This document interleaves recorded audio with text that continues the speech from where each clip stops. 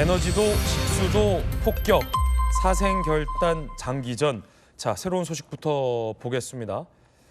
미국과 이스라엘의 본격적인 테헤란 공습이 있었습니다. 이스라엘이 이란의 석유 시설을 공습한 건데요. 영상이 준비돼 있습니다. 자, 이렇게 테헤란 도심에서 엄청나게 큰 화염이 일었습니다. 야, 이게 얼핏 보면 엄청난 무슨 거대한 핵폭탄이라도 떨어진 것 같다라는 생각이 드는 게 그 이유가 바로 정유시설, 이 석유시설에 대한 공습을 했기 때문입니다. 미국과 이스라엘이 8일 이란의 수도 테헤란 인근 석유 저장소와 운송센터 등 4곳을 집중 타격했습니다. 28일 개전 이후 이란의 에너지 기반 시설을 겨냥한 첫 공격입니다. CNN의 보도 내용도 있습니다. 들어보시죠. This is what Tehran is waking up to this morning. The sky above the city is covered in very thick black clouds. That comes after major airstrikes in the south and the west of the city happened last night, where oil installations were hit, oil storage facilities. Apparently also a refinery might have been hit as well. And now you can see this morning that the sky is still very dark. But I want to show you something else because it's also raining. But you can see that the rain water is actually black, also saturated, it appears, with oil. And then if we look over there, you can see that the water that's running down here also is black. 자, 이런 테헤란 현지에 들어가 있는 이 CNN 기자의 생동감 넘치는 리포트였는데요. 황태희 교수님, 검은 비가 내렸다는 건데 석유 시설을 공습했고 엄청난 폭발이 있었던 영상도 저희가 봤어요. 이거 뭐 어떤 공습을 봐야 될까요? 사실 저는 이 부분이 매우 좀 중요한 전쟁에서의 지점이라고 보는데요. 예. 이제까지 미국이 공습을 했던 곳을 보면은 뭐 해군력이라든지 아니면 미사일 기지라든지 핵시설이라든지 아니면 이스라엘도 뭐 지휘부를 폭격하거나 네. 그랬는데 사실 이렇게 그러니까 석유 저장소를 때린다는 거는 민간인 피해도 이제 감수하겠다라는 얘기거든요. 그래서 단순하게 군사 시설을 폭격하는 거에서 넘어서서 이게 민간인 피해까지도 전쟁에 포함시킨다는 거기 때문에 저는 이게 상당히 장기전의 신호가 될 수 있지 않나 그렇게 생각을 합니다. 그렇군요. 그러면 이제 미국과 이스라엘 입장에서 이 이란의 석유 저장 시설을 폭격한다라는 게 전략적으로 어떤 의미가 또 있을까요? 사실 그렇게 민간인에게 광범위한 피해를 줌으로써 뭔가 이란의 지도부를 계속해서 압박을 하는 건데요. 사실 이 어떻게 보면은 미국이 지금 전쟁 시작할 때 목적이 명확하지가 않았습니다. 이제 목적이 전쟁이 계속 되어가면서 어떻게 보면은 이란의 무장 해제 그리고 우리가 원하는 이란 지도부의 선출 이렇게 딱 두 가지로 지금 압축이 되고 있는데 지금 그게 잘 안 되니까 특히나 지금 모스타파 같은 그러니까 미국이 싫어하는 지도자가 선출됐다고 하지 않습니까? 그런 거를 볼 때 미국 입장에서는 이스라엘과 함께 조금 더 강력한 방법이 필요하다라고 판단을 내린 것 같습니다. 예, 석유 시설이 공습해서 불타고 나면 저렇게 검은 비가 내리는군요. 저는 검은 비가 실제로 내리는 거 처음 봤는데 황 교수님 보셨습니까 혹시? 저도 오늘 처음 봤습니다. 예, 네. 굉장한 피해다. 네, 그렇습니다. 그래서 사실 이란도 해수 담수화 시설을 폭격하지 않았습니까? 예. 사실 그 맞대응을 사실 볼 수가 있는데 어떻게 보면은 뭐 사우디아라비아 같은 데는 70% 아니면 쿠웨이트 같은 데는 90%를 해수 담수화 시설에 식수를 의존을 하고 있는데 거기를 이제 이란이 때리기 시작했다는 거잖아요. 역시 민간인 피해를 이제는 전쟁에 포함시키겠다는 신호로 들려서 이란도 이제 막 나간다. 그렇죠. 예, 그렇게 볼 수 있습니다. 예. 자, 이 이란 전쟁의 여파가 한반도 안보에도 영향을 미치고 있는 듯합니다. 미국의 이 수송기가 줄줄이 한국을 떠나고 있다. 자, 그래서 많은 전문가들 사이에서는 한미 주한미군 무기 차출을 염려하는 목소리들이 나오고 있습니다. 이 대목인데 정부 고위 관계자 동아일보 보도에 따르면 사드 포대는 아직 그래도 한국에 있다. 근데 사드 역시 오늘이라도 차출될 수 있다. 패트리엇 미사일 포대가 지금 한반도 밖으로 차출되고 있다는 염려가 지적되고 있는데 사드마저 라는 걱정이 앞서고 있습니다. 황태희 교수님, 이게 한반도를 지키는 이 다층 방공망들인데 이 패트리엇 미사일도 대표적인 미국의 이 요격 자산, 우리나라 천궁이 있다고는 하지만 천국만으로는 다 방어할 수 없으니까 패트리엇도 한반도 밖으로 반출되는 것 아니냐, 사드마저 한반도 밖으로 차출되는 거 아니냐라는 걱정이에요. 어떻게 보십니까?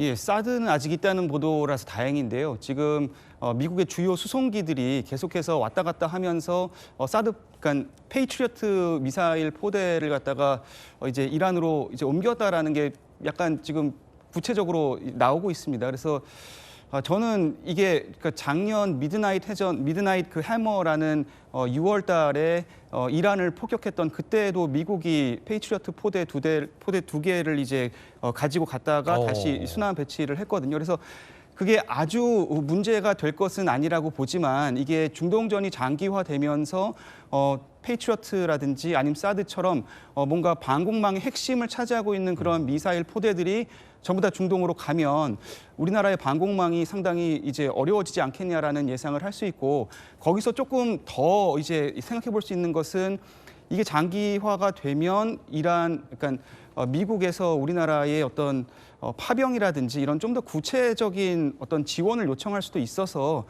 이제 좀 걱정이 됩니다. 예, 정익준 변호사님, 이게 우리 안보와도 직결되는 게 C-17, C-5 2주간 총 17차례 이륙을 했다. 이게 다 뭐 탱크를 미국의 엄청난 탱크를 싣고 왔다 갔다 할 수 있는 수송기고, 앞서 말씀드렸던 이 패트리엇 미사일 포대도 여기에 실을 수 있다는 건데 관측이 되고 있거든요.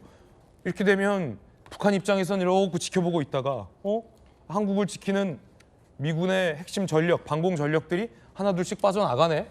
지금이 기회네. 이런 오판을 또 하진 않을까 국민들은 걱정할 수밖에 없거든요. 정 변호사님 어떻게 보세요? 글쎄요. 지금 같은 상황에서 설마 김정은이 오판하겠습니까? 예. 그럴 가능성은 전 없다고 보는데, 이게 이른바 미국의 전략적 유연성이라는 거예요. 지금 우리나라에 미국의 어마어마한 그러한 무기들이 주한미군에 배치가 되어 있었다라고 하는 게 이번 기회를 통해서 드러났거든요. 그러니까 패트리어트는 중저고도에서 요격하는 게 패트리어트고요. 그다음에 사드는 초고도, 하이 알티튜드에서 하는 게 그게 사드 아니겠습니까? 이게 다 우리나라 주한미군에 다 들어와 있는데, 우리나라 주한미군에 제35 방포 여단이 있어요. 그래가지고 거기에 제1 방포 연대하고 제52 방포 연대가 이게 그 패트리어트 하는 데고요. 여기에 각각 6개씩의 포대가 있기 때문에 우리나라한테는 12개의 그 패트리어트 포대가 있다라고 볼 수 있고, 그다음에 제2 이 방공포 연대에 이게 사드가 들어있단 말이죠. 그러니까 제가 기사를 봤는데 제가 알고 있기로는 우리나라에 그 12개의 패트리어트 방포가 있는데 그중에 8개가 나갔을 수 있다, 이런 이야기 들었고요. 상당수가 나갔다는 의혹인데, 정익준 변호사님께서는 뭐 우리 시청자들 잘 아시겠지만 국방부의 주한미군 이전 관련 이 법무실장을 또 하셨기 때문에 더 잘 아시겠지만, 이런 패트리엇이나 주한미군의 전력 없이도 한반도 안보 괜찮은 거예요? 제가 봤을 때는 괜찮지가 않습니다. 왜냐하면 우리나라는요, 휴전선에서 서울까지 40km도 안 돼요. 그러니까 굉장히 잘 여러 가지 것들로 다중으로 막고 있어야지, 그래도 지금 문제가 있을 수 있는데, 그런데 이렇게 미국이 문제가 생겼을 때 전략적 유연성이라는 개념으로 주한미군에 배치되어 있는 그런 많은 전략 자산들이 반출될 수 있다라고 하면, 이번은 아닐지 모르더라도 다음번에 북한에서 잘못된 생각을 할 수 있는 그런 여지가 있을 수 있지 않을까, 이런 부분들을 잘 좀 대응해야 되지 않나 싶습니다. 네, 한반도에도 영향을 주고 있다. 이란 전쟁이, 이런 시사점이 있습니다. 전쟁의 목표, 앞서 이제 황태희 교수께서 중요한 지점을 말씀해 주셨는데, 전쟁의 목표 중에 한 가지 중요한 조건을 트럼프 대통령이 언급했습니다. 핵시설, 우라늄 확보 위에 지상군이 투입될 수도 있다는 걸 시사한 겁니다. 들어보시죠. What is the president doing? You need ground troops to secure the enriched uranium at the nuclear sites? To find out about that, we haven't talked about it, but it was a total obliteration. They haven't been able to get to it, and at some point, maybe we will. You know, that'd be a great thing. But right now, we're just decimating them. 자, 이 이란 내에 있는 이 농축된 우라늄, 이게 사실은 이번 이란 전쟁의 어떤 발단이라고도 볼 수 있었는데, 작년에 핵시설에 대한 타격, 앞서 언급해 주셨던 것처럼 있었지만 이란이 확보해 놓고 어딘가에 이제 숨겨놨을 것으로 의심되고 있는 상당한 양의 이 우라늄, 이 시설을, 우라늄을 해체하거나 아니면 이란 밖으로 빼낼 수 있게끔 지상군, 이 특수전 부대가 투입될 수 있다라는 얘기도 지금 외신에서 나오고 있거든요. 황 교수님 이 점 어떻게 보십니까? 이제까지 미국이 해군력을 상당히 무력화시켰고 탄도미사일 능력도 상당히 무력화했는데 핵시설에 대해서는 사실 그렇게 괄목할 만한 성과가 없었습니다. 자, 작년 6월에 이제 세 군데의 핵시설을 크게 폭발을 시켰는데도 불구하고 아직 이란의 농축 우라늄이 한 450kg 정도 남아 있다는 거 아닙니까? 그래서 이제 농축이 한 60%까지 진행을 이제 해왔다고 보고 있는데 그게 90%까지 진행이 되면 이제 우라늄 폭탄을 만들 수 있는데요. 60에서 90으로 올리는 건 굉장히 간단한 비교적 작업인데 그렇게 되면 무기화된다. 예, 무기화될 수 있는 거죠. 사실 무기화를 상당히 눈앞에 두고 있는 상태라고 봤기 때문에 이스라엘과 미국이 이 전쟁을 시작했다고 보는 게 맞습니다. 그런데 여전히 이제 핵시설에 대해서는 어디 있는지도 이 농축 우라늄이 어딘지도 모르고 그렇기 때문에 이걸 회수를 못하고 있었는데 이걸 회수하기 위해서는 계속해서 공중전으로 폭발을 시키는 것보다는 차라리 지상군의 특수부대를 이제 보내가지고서 그걸 회수해오는 그 옵션을 지금 생각을 하고 있는 것 같습니다. 이스라엘의 정보력이라면 이란이 우라늄을 어디로 반출해내서 어느 땅굴에 숨겼는지 감시하고 있지 않았을까요? 예, 지금까지는 뭐 이스파한에 있다 뭐 이런 정보가 있는데 아마 전쟁이 시작되면서 이것을 딴 곳으로 옮겼을 가능성이 매우 크다라고 보고 있기 때문에 이게 안다고 해도 들어가기도 힘들고 왜냐하면 이게 이란의 그냥 그 지역 바로 들어가는 거지 않습니까? 한복판 안으로. 예, 그리고 이렇게 지상군을 파병하는 것 자체가 가지는 상징성이 이번 전쟁에서 매우 큽니다. 이게 지상군을 파견해서 예컨대 베네수엘라처럼 소기의 성과를 올리면 괜찮은데 그게 그렇게까지 성공한 사례가 많이 없거든요. 그래서 이게 사실 미국 대통령이 전쟁을 수행할 때 지상군을 파병하는 게 사실 거의 무덤처럼 되어 왔습니다. 지지율이 급락하고 그랬거든요. 그래서 사실 매우 중요한 분기점이 될 수 있을 거로 봅니다. 이라크 전쟁의 어떤 여파도 국민들의 뇌리 속에 있을 것이고 자, 그 지점이 굉장히 중요한 어떤 분수령이다라는 내용도 짚어볼 수 있을 것 같습니다. 그런가 하면 미국의 고민은 또 있습니다. 이란의 이 자폭 드론, 샤헤드 드론입니다. 우리 국민들도 러시아와 우크라이나 전쟁에 이 이란의 샤헤드 드론을 많이 보셔서 익숙할 겁니다. 이 샤헤드 드론을 잡기 위해서 훨씬 더 비싼 이 패트리엇 미사일을 소모하는 것이 미국의 고민이었습니다. 그래서 부상한 대안이 있다고 합니다. 이 무기입니다. 우크라이나의 스팅. 이란의 샤헤드 자폭용 드론을 요격할 수 있는 우크라이나가 개발한 요격 드론입니다. 이란의 자폭 드론 요격률이 90%, AI 추격 시스템, 시속 300km로 비행. 우크라이나 대통령은 다음 주 드론 전문가 중동 파견 예정, 대가로 패트리엇 방공 미사일 지원 원한다. 우크라이나도 우리가 줄 수 있어. 근데 패트리엇 좀 나눠줘. 이런 얘기거든요. 김유정 의원님. 저 그 스팅, 우크라이나 스팅 요격 드론이 이 기동하는 영상을 저는 봤는데 국방부 출입을 오래 했으니까 저거 아주 그냥 시통방통하더라고요. 시속 굉장히 빨라요. 그래서 샤헤드 드론이 이렇게 삼각형 가오리 모양으로 생겼잖아요. 날아오는데 우크라이나의 요격 드론이 더 빨라요. 먼저 가서 기다리고 있더라고요.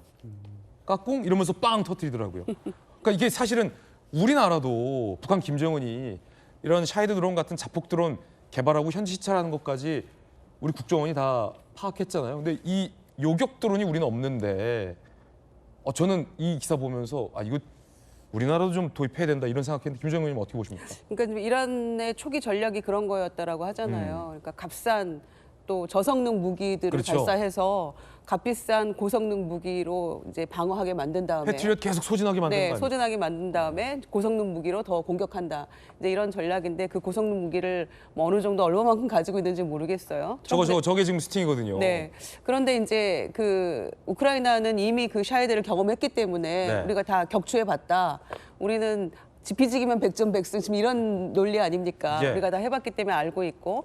근데 다만 지금 러시아 우크라이나의 전쟁이 여전히 진행 중이기 때문에 우리가 이 드론을 다 무작정 줄 수는 없는 것이고 패트리엇 같은 거를 우리 좀 지원을 해달라. 지금 이렇게 딜을 시도하는 그런 과정이잖아요. 저는 충분히 가능성 있는 제안 같아요. 그러니까 사실은 뭐 몇 천만 원짜리 무기에 대항해서 수십억짜리 계속 날리는 것도 너무나 소모전이고 가성비 너무 좋지 않은 전쟁으로 지금 가고 있는 거잖아요. 그런 점에서 젤렌스키가 상당히 가능성 있는 제안을 했는데 거기 뭐 스팅으로 하는 건 좋은데 패트리엇 같은 것을 얼마나 지금 지원할 수 있는지 또 그 부분은 이란전이 또다시 이제 또 다른 전쟁이 또 하나 발발을 했기 때문에 미국이 어느 정도의 여력이 있을지는 향후에 뭐 논의 과정을 좀 지켜봐야 될 문제인 것 같은데 상당히 효과 있는 그런 그런 그 드론인 것 같아요. 야, 이게 뭐 우크라이나전도 우크라이나전이고 이란전도 이란전이지만 야, 저 입장에서는 우리나라에 꼭 배치했으면 좋겠다라고 탐이 나는 무기가 바로 우크라이나의 스팅인데 황태 교수님 더 잘 아시겠지만 이 국제전을 분석하는 여러 가지 연구 툴 중에 이 경제적인 시야와 경제적인 툴도 굉장히 중요하잖아요.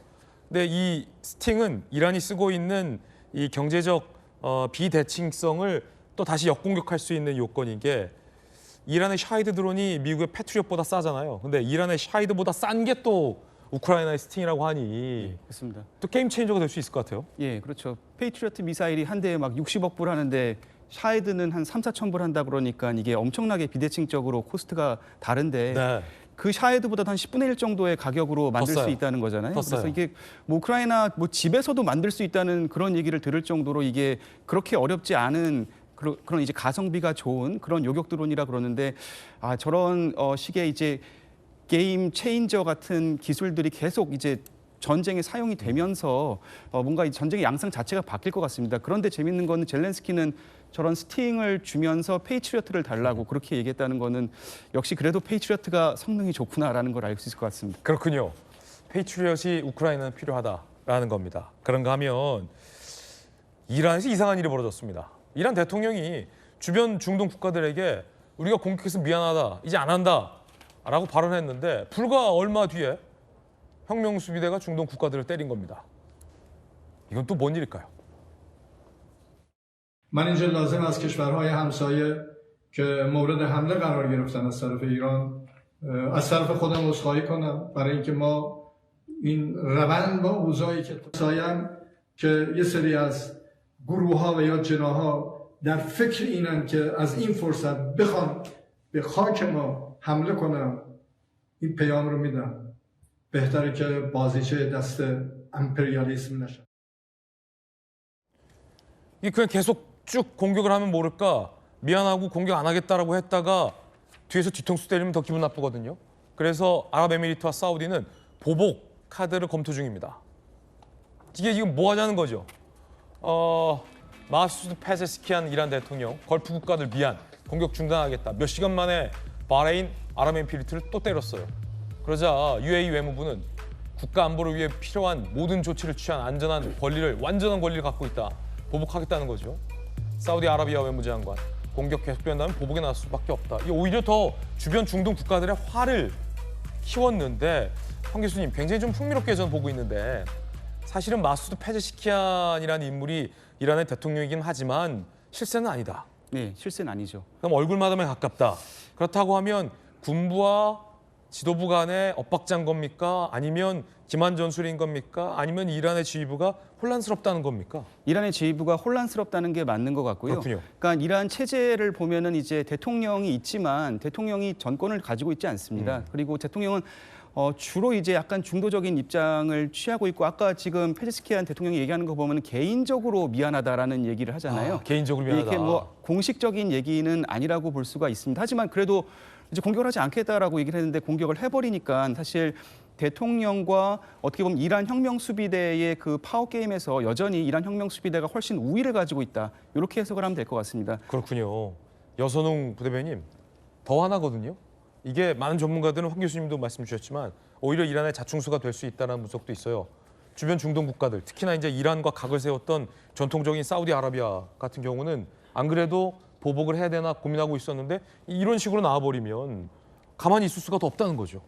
그러니까 지금 이란의 가장 최대 실수 중에 하나가 미국이 공격했을 때 주변에 있는 중동 국가들과 친하게 지내고 그러니까 우방을 많이 만드는 게 가장 큰 목표라고 할 수 있는데 정반대로 중동 국가들을 타격해서 오히려 뭐 그 이란의 목적에서는 이란의 입장에서는 여론을 악화시켜가지고 미국이 전쟁을 중지할 수 있게 약간 이런 전략으로 썼던 것으로 이제 해석이 되는데 중동 국가들이 특히나 이제 사우디 같은 데서는 아 이제 우리가 보복하겠다 이렇게 이제 입장을 나선 것을 보고 이란 대통령이 이제 사과를 하면서 이거는 약간은 조금 항복 비슷하게 유화 제스처 아니냐 이런 이야기도 있었는데 그 말이 나오자 무섭게 이란 혁명 수비대에서 주변 국가들을 다시 이제 공격을 하니까 아까 금방 이야기 나온 대로 이거 기만 전술이냐 아니면은 지휘부가 혼란스러워가지고 이거를 제대로 판단을 못하는 것이냐 아니면은 지금 또 이야기 나오지만 후계자가 결정이 됐는데 그 후계자가 굉장히 이제 그 지난번에 1월달에 있었던